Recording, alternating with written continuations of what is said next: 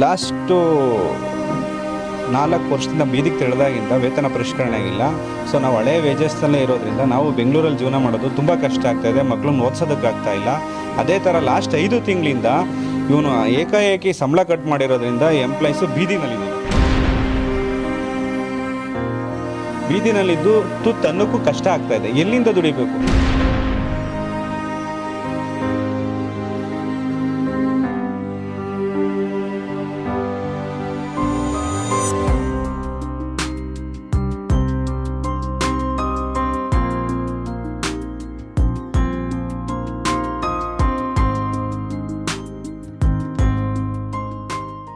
ವಿಶ್ವಭಾರತಿ ಚಾನಲ್ನ ಎಲ್ಲ ವೀಕ್ಷಕರಿಗೆ, ಸಬ್ಸ್ಕ್ರೈಬರ್ಸ್ಗೆ ನಮಸ್ಕಾರ.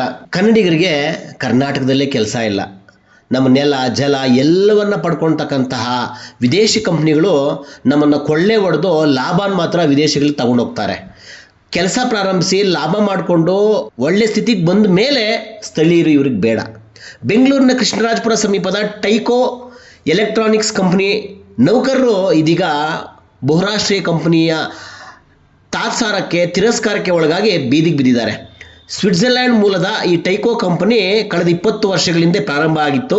ತುಂಬ ಚೆನ್ನಾಗಿ ಲಾಭದಲ್ಲಿ ನಡೀತಾ ಇತ್ತು. ಆದರೆ ಈಗ ಏಕಾಏಕಿ ಕಾಯಂ ನೌಕರರನ್ನ ಕೆಲಸದಿಂದ ತೆಗೆದು ಗುತ್ತಿಗೆ ಕಾರ್ಮಿಕರಿಗೆ ಕಂಪನಿ ಮಣೆ ಆಗ್ತಾ ಇದೆ.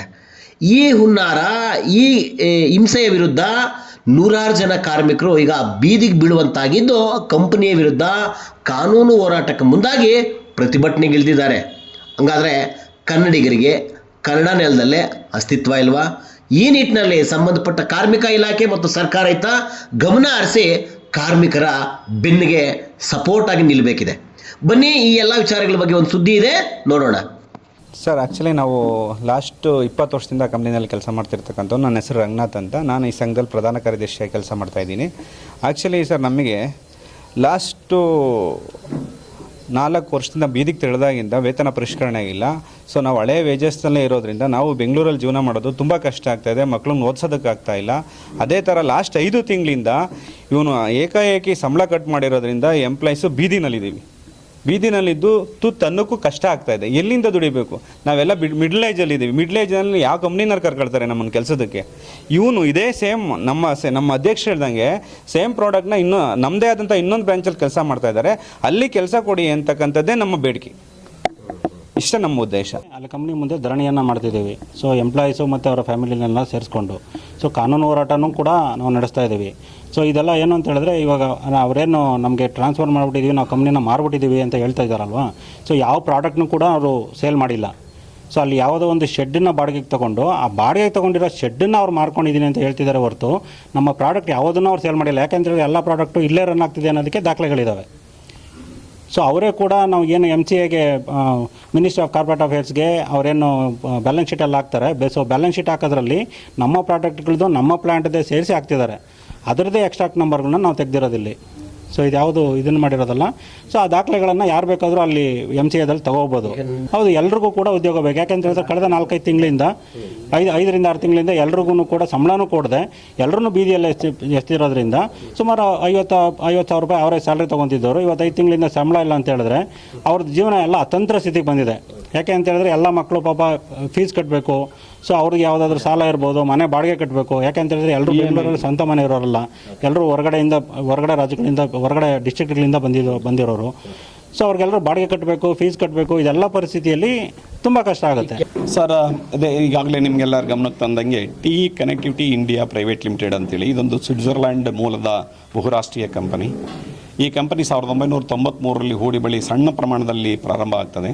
ತದನಂತರ ಅದು ಬೃಹದಾಕಾರವಾಗಿ ಬೆಳೆದು 2012 ಸುಮಾರು 607 ಜನ ಪರ್ಮನೆಂಟ್ ವರ್ಕರ್ಸು, ಒಂದು 2,000 ಜನ ಕಾಂಟ್ರಾಕ್ಟ್ ಲೇಬರ್ಸು ಮತ್ತು ಇನ್ನೊಂದು 1,500ರಿಂದ 1,2500 ಸ್ಟಾಫು, ಅಂದರೆ ಸೂಪರ್ವೈಸರ್ ಕ್ಯಾಟಗರಿಗೆ ಸ್ಟಾಫ್, ಅಂದರೆ ಕ್ಲರ್ಕ್ಸು, ಈ ಥರದ ಒಂದು ಸ್ಟಾಫು ಎಲ್ಲ ಸೇರಿ ಹತ್ತಿರ ಒಂದು 4,000 ಜನ ಎಂಪ್ಲಾಯೀಸು ಕೆಲಸ ಮಾಡ್ತಾ ಇರ್ತಾರೆ.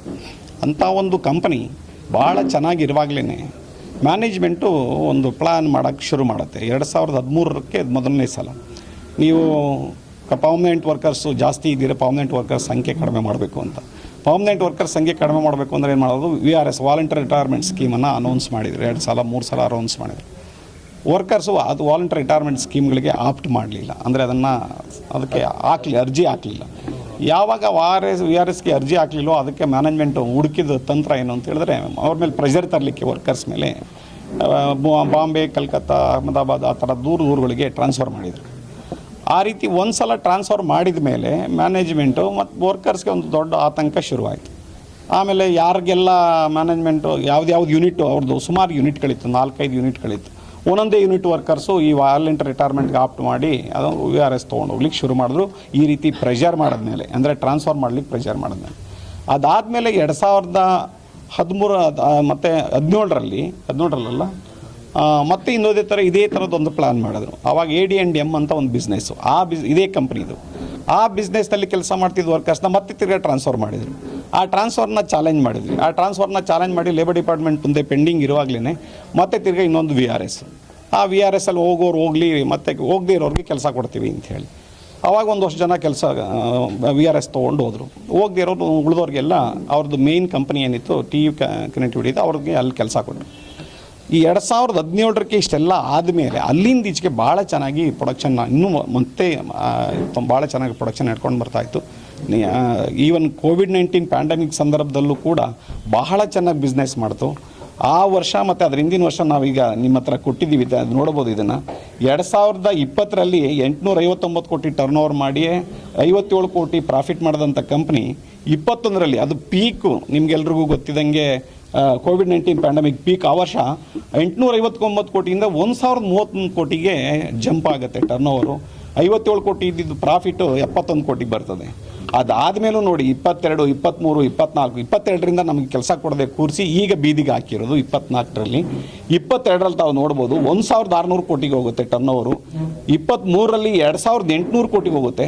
24ಕ್ಕೆ ಬರುವಾಗ 2128 ಕೋಟಿ. ಆ್ಯಕ್ಚುಲಿ ಈ 3128 ಲಾಭದಲ್ಲಿ ನಡೀತಾ ಇದೆ, ವಿಪರೀತ ಲಾಭದಲ್ಲಿ ನಡೀತಾ ಇದೆ ಕಂಪನಿ. ಅಂದರೆ ಪರ್ಮನೆಂಟ್ ವರ್ಕರ್ಸ್ ಇದ್ದರೆ ಸಂಬಳ ಕೊಡಬೇಕು, ಜಾಸ್ತಿ ಸಂಬಳ ಕೊಡಬೇಕು. ಪರ್ಮನೆಂಟ್ ವರ್ಕರ್ಸ್ನ ಈಗ ಕಾಂಟ್ರಾಕ್ಟ್ ಲೇಬರ್ಸ್ಗೆ for example Karnataka government fix ಮಾಡೋ ಮಿನಿಮಮ್ ವೇಜಸ್ ಕೊಟ್ಟರೆ ಸಾಕು ಅವ್ರಿಗೆ. ನಮಗೆ ಆವ್ರೇಜ್ ಒಂದು 50,000 ರೂಪಾಯಿ ಸಂಬಳ ಕೊಡ್ತಾಯಿದ್ರು. 50,000 ರೂಪಾಯಿ ಸಂಬಳ ಕೊಡೋದು ಬದಲಾಗಿ 15,000 ರೂಪಾಯಿ ಸಂಬಳ ಕೊಡೋದು ಚೀಪ್ ಅಲ್ವಾ? 3 ಜನ ಕೆಲಸಕ್ಕೆ ಬರ್ತಾರೆ ನಿಮ್ಮ ಸಂಬಳಕ್ಕೆ ಅನ್ನೋದು ಮ್ಯಾನೇಜ್ಮೆಂಟ್ ಇಂಟೆನ್ಷನ್. ಆ ಉದ್ದೇಶಕ್ಕೆ ಮ್ಯಾನೇಜ್ಮೆಂಟ್ ಅವರು ನಮ್ಮನ್ನು ಮೊದಲು ಮನೇಲಿ ಕೂರಿಸ್ತಾರೆ 2022 ಏಪ್ರಿಲಿಂದ. ಆಮೇಲೆ ಒಂದು ಅರ್ಜಿ ಹಾಕ್ತಾರೆ ಲೇ ಆಫ್ಗೆ ಗೌರ್ಮೆಂಟ್ ಮುಂದೆ. ಲೇ ಆಫ್ ಅರ್ಜಿ ರಿಜೆಕ್ಟ್ ಆಗುತ್ತೆ ನಾವು ಪ್ರೊಡ್ಯೂಸ್ ಮಾಡೋ ಡಾಕ್ಯುಮೆಂಟ್ ಆಧಾರ ಮೇಲೆ. ಅದಾದಮೇಲೆ ಅಲ್ಲಿಂದ ಜುಲೈ 2022ರಿಂದ ಆಗಸ್ಟ್ 2024ರವರೆಗೆ 2 ವರ್ಷ ಕಂಟಿನ್ಯೂಸ್ ಸಂಬಳ ಕೊಡ್ತಾರೆ. ಆಮೇಲೆ ಆಗಸ್ಟ್ 2024ರಲ್ಲಿ ನಮ್ಮನ್ನು ನೀವು ಇಲ್ಲ ಧಾರವಾಡದಲ್ಲಿ ನಿಮಗೆ ಕೆಲಸ ಕೊಡ್ತೀವಿ ಅಂತ ಧಾರವಾಡಕ್ಕೆ ಕರ್ಕೊಂಡು ಹೋಗ್ತಾರೆ. ನಾವು ಅಲ್ಲೂ ಹೋಗ್ತೀವಿ, ನಮ್ಮ ಕೆಲಸ ಎಲ್ಲಾದರೂ ಪರವಾಗಿಲ್ಲಪ್ಪ ನಾವು ಅಲ್ಲೂ ಬಂದು ಕೆಲಸ ಮಾಡ್ತೀವಿ ಅಂತೇಳಿ. ಆದರೆ ಅಲ್ಲಿಗೆ ಹೋದ ಮೇಲೆ ಅಲ್ಲಿ ನಮಗೆ ಫ್ಯಾಕ್ಟ್ರಿ ಒಳಗೆ ಎಂಟ್ರಿನೇ ಮಾಡಲ್ಲ. ಅದೊಂದು ಖಾಲಿ ಇಂಡಸ್ಟ್ರಿಯಲ್ ಶೆಡ್. ಆ ಇಂಡಸ್ಟ್ರಿಯಲ್ ಶೆಡ್ ಒಳಗೆ ನಮಗೆ ಎಂಟ್ರಿನೇ ಮಾಡಲ್ಲ. ಅದಾದಮೇಲೆ ಸುಮಾರು 4ರಿಂದ 5 ವಾರ ನಮಗೆ ಟ್ರೈನಿಂಗ್ ಕೊಡ್ತೀವಿ ಅಂತ ಕರ್ಕೊಂಡು ಹೋದರಲ್ಲಿ ಆ 5 ತಿಂಗಳು ಟ್ರೈನಿಂಗ್ ಅಂತೇಳಿ ಎಕ್ಸ್ಟೆಂಡ್ ಮಾಡಿದ್ರು. ಈ ನಡುವೆ ಮ್ಯಾನೇಜ್ಮೆಂಟ್ಗೆ ಯೂನಿಯನಿಂದ ತುಂಬ ಲೆಟರ್ ಕರೆಸ್ಪಾಂಡೆನ್ಸ್ ಎಲ್ಲ ಮಾಡಿದ್ವಿ. ನೀವು ನಮ್ಮ ಮೋಸ ಮಾಡಿ ಕರ್ಕೊಂಡು ಬಂದಿದ್ದೀರಾ, ಮತ್ತೆ ನಮಗೆ ಬೆಂಗಳೂರಿಗೆ ರೀಟ್ರಾನ್ಸ್ಫರ್ ಮಾಡಿ ಅಂತ ಒಂದು ಲೆಟರ್ ಬರೆದ್ವಿ. ಮತ್ತು ಅದ್ರ ಜೊತೆಗೆ ಮಾಡದೇ ಇದ್ದದ್ರಿಂದ ನಾವು ಲೇಬರ್ ಡಿಪಾರ್ಟ್ಮೆಂಟಲ್ಲಿ ಒಂದು ಡಿಸ್ಪ್ಯೂಟ್ ಕೂಡ ರೈಸ್ ಮಾಡಿದ್ವಿ. ಅದೀಗ ಇಂಡಸ್ಟ್ರಿಯಲ್ ಟ್ರಿಬ್ಯುನಲ್ಗೆ ಆ ಕೇಸು ರೆಫರ್ ಆಗಿದೆ. ಇದರ ನಡುವಿನಲ್ಲಿ ಮ್ಯಾನೇಜ್ಮೆಂಟು ಈ ಎಂಟೈರ್ ಕಂಪ್ನಿನ ಯಾವುದೋ ಒಂದು ಸ್ಮಾಲ್ ಕಂಪ್ನಿ, ಅದು 1.5 ಕೋಟಿ ಟರ್ನ್ ಓವರ್ ಮಾಡಲ್ಲ ಒಂದು ವರ್ಷಕ್ಕೆ. ನಮ್ಮದು 1 ತಿಂಗಳ ಸಂಬಳ ಹತ್ತತ್ರ 1.9 crore ಆಗುತ್ತೆ ಒಂದು ತಿಂಗಳ ಸಂಬಳ. ಹತ್ತತ್ರ 2 ಕೋಟಿ ಅಂದ್ಕೊಳ್ಳಿ. 2 ಕೋಟಿ ಸಂಬಳ ಒಂದು ತಿಂಗಳಿಗೆ. ಆದರೆ ನಮಗೆ ಆ ಕಂಪನಿ ಇರೋದೇನೆ ಅದ್ರ ಕೆಪಾಸಿಟಿ ಇರೋದೇ ಟೋಟಲ್ ಕೆಪಾಸಿಟಿ 1.3 crores. ಅಂಥ ಒಂದು ಕಂಪ್ನಿಗೆ ನಾವು 1.5 ಕೋಟಿಗೆ ಕಂಪ್ನಿನ ಇದು ಹೇಳಿದ್ನಲ್ಲ 4-5 ಸಾವಿರ ಕೋಟಿ ಟರ್ನ್ ಓವರ್ ಮಾಡೋ ಕಂಪ್ನಿನ ನಾನು 1.5 ಕೋಟಿಗೆ ಮಾರ್ಬಿಟ್ಟಿದ್ದೀನಿ ಅಂತ ಹೇಳ್ಕೊಳ್ತಾರೆ. ಬರೀ 1.5 ಕೋಟಿಗೆ ಬಿಸ್ನೆಸ್ ಟ್ರಾನ್ಸ್ಫರ್ ಅಗ್ರಿಮೆಂಟಲ್ಲಿ ಹಂಗೇ ಮೆನ್ಷನ್ ಮಾಡಿದ್ದಾರೆ. ಆ್ಯಕ್ಚುಲಿ ಅದನ್ನು ಆ ಕಂಪ್ನಿಗೆ ನಮ್ಮನ್ನು ಅಲ್ಲಿ ಕಳಿಸಿ ಅಲ್ಲಿಂದ ನಮ್ಮನ್ನು ಮನೆಗೆ ಕಳಿಸ್ಬೇಕು. ಆ ಕಂಪ್ನಿಯವ್ರು ಈಸಿ ನಮ್ಮನ್ನು ಮನೆಗೆ ಕಳಿಸೋದಕ್ಕೆ. ನನಗೆ ಆರ್ಡ್ರ್ ಯಾವುದು ಬರಲಿಲ್ಲಪ್ಪ ನೀವು, ಹಂಗಾಗಿ ನಾನು ರಿಟ್ರೆಂಚ್ ಮಾಡ್ತೀನಿ ಅಂತನೋ ಮನೆಗೆ. ಅದು ನೀವು ಅಟ್ ಪ್ರೆಸೆಂಟ್ 217 ಚಿಲ್ಲರೆ ಜನ ಇದ್ದಾರೆ ಟೋಟಲ್ ಆಗಿ. ನಮ್ಮ ಮೆಂಬರ್ಸೇನೆ 200 ಜನ ಇದ್ದಾರೆ ಸರ್. ಇದು ನಾವಲ್ಲಿ ಹೋರಾಟ ಮಾಡಲಿಕ್ಕೆ ಹೋದರೆ ಫ್ಯಾಕ್ಟ್ರಿ ಮಾತ್ರ ಪೊಲೀಸ್ನವ್ರು ನಮಗೆ ಅಡಚಣೆ ಉಂಟು ಮಾಡಿದ್ದಾರೆ. ಅದಕ್ಕೆ ಹೈಕೋರ್ಟ್ಗೆ ಒಂದು ರಿಟರ್ನ್ನ ನಾವು ಫೈಲ್ ಮಾಡ್ತಾ ಇದ್ದೀವಿ ಬರೋ ವಾರ. ಇದು ನಮ್ಮ ಫಂಡಮೆಂಟಲ್ ಮೂಲಭೂತ ಹಕ್ಕಿನ ಉಲ್ಲಂಘನೆ. ಎಲ್ಲಿ ಅನ್ಯಾಯ ಆಗುತ್ತೋ ಅನ್ಯಾಯನ ಪ್ರತಿಭಟನೆ ಮಾಡೋದು ಮೂಲಭೂತ ಹಕ್ಕು. ಅದು ಆ ಪ್ರತಿಭಟನೆ ಮಾಡುವಾಗ ನಾವು ಪಬ್ಲಿಕ್ಗೆ ತೊಂದರೆ ಕೊಡಬಾರ್ದು, ಯಾರಿಗೂ ತೊಂದರೆ ಕೊಡಬಾರ್ದು. ಆ ತೊಂದರೆ ಕೊಡ್ದಂಗೆ ಮಾಡ್ತೀವಿ ಅಂತ ನಾವು ಅಶ್ಯೂರೆನ್ಸ್ ಕೊಟ್ಟರು ಕೂಡ ಪೊಲೀಸ್ನವ್ರು ನಮ್ಮನ್ನು ಅಲ್ಲಿ ಹೋರಾಟ ಇದಕ್ಕೆ ಧರಣ ಮಾಡ್ಲಿಕ್ಕೆ ಬಿಡಲಿಲ್ಲ.